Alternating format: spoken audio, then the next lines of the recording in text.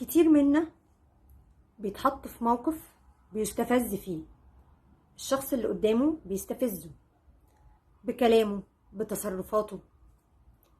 تلاقي الشخص دايما المستفز تلاقيه مش واثق من نفسه، دايما بيحاول يقلل من كل الناس اللي حواليه، اللي يعرفهم واللي ما يعرفهمش.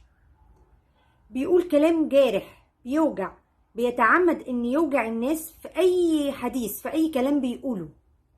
وتلاقيه بيبص بس عينه مش بتشوف غير كل الجوانب السلبية، ما بيشوفش اي حاجة ايجابية.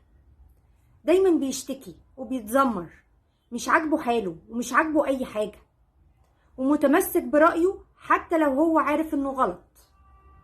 واخيرا تلاقيه شخص عدواني. طيب تعمل ايه انت لو في شخص بيستفزك؟ في طريقة من الاتنين. ممكن تبقى هادي كأنك ما سمعتوش وما تردش عليه خالص. هتقولي ازاي؟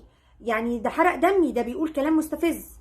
ممكن لما تلاقيه انه الحوار بدأ ياخد طريق هيضايقك، هيستفزك، حاول تشغل نفسك بأي حاجة. فكر في اي حاجة، افتكر اي موقف حلو حصل بينك وبين شخص. امسك الموبايل اللي طلعه العب فيه. لو قدامك اي حاجة على ترابيزة او مكتب امسكها، اشغل نفسك بيها. المهم انت ما تسمعوش، كأن يعني سد ودانك بالاصح يعني. وفي طريقة تانية، ان انت ممكن تكسفه او تحرجه بأدبك وذوقك الزيادة. بمعنى ايه؟ انه مظبوط، انت عندك حق، طيب المرة الجاية هاخد بالي، حاضر هفكر. فممكن هو يعني يتكسف ويبطل اللي بيعمله معاك.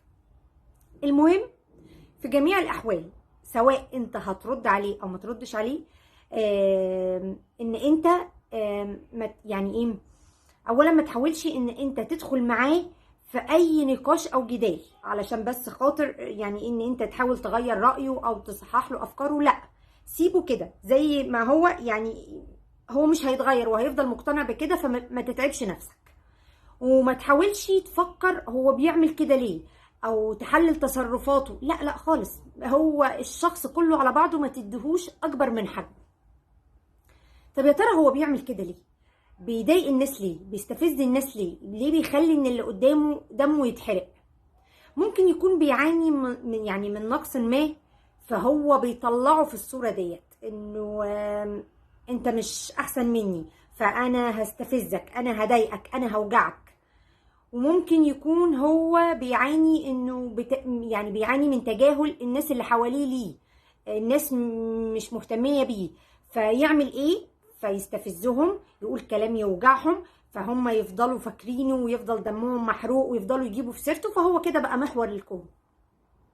وممكن يكون جواه مشاعر حقد او غل او كراهية ناحية بعض الناس، فهو بيعمل كده، بيطلع الكره اللي جواه ليهم، انه بيستفزهم وبيقول كلام يعني يضايقهم، يحرق دمهم. وكمان ممكن يكون ان هو عايز يحسس نفسه ان هو شخص مميز عن اللي حواليه، فيعمل ايه؟ فيقلل من الناس اللي حواليه، يقلل من الناس التانية، يسخر منهم، يتنمر عليهم، يستفزهم، يحرق دمهم عشان يبان ان هو احسن منهم.